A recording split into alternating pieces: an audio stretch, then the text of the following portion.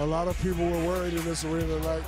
Cavs were able to pull away at the end, but the Celtics came to compete. How do you miss this? Oh, that's Shaq in the fool.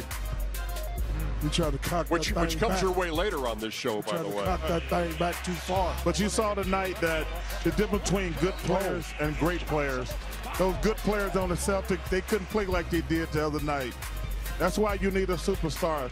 Those role players, those other Shaq always talk about, they can have some good games, but they can't do it every night. Well, neither could the great player LeBron James.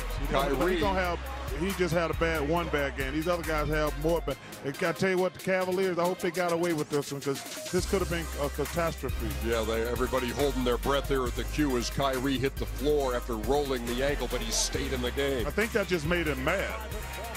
Well, he had 21 in the third quarter from a variety of ways. But you know what, Kenny? I was sitting out there behind the bench. I still don't see that look in the Cavs' eye. Look at they that. won the game, but I still don't see that look. Do you agree with me, Kenny?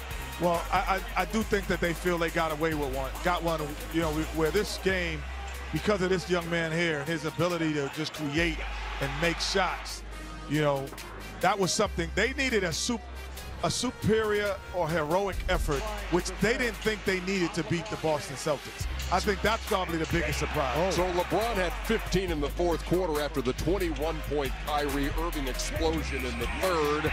Again, the King getting it done again after a scoreless fourth quarter in Game 3 in which he only took 2 shots. Yeah, he had to be aggressive in the fourth quarter. Superstars don't like to have 2 bad games in a row. I'm sure he saw everybody on ESPN and our show talk about him. So he came out super aggressive. Pulls up for the 3.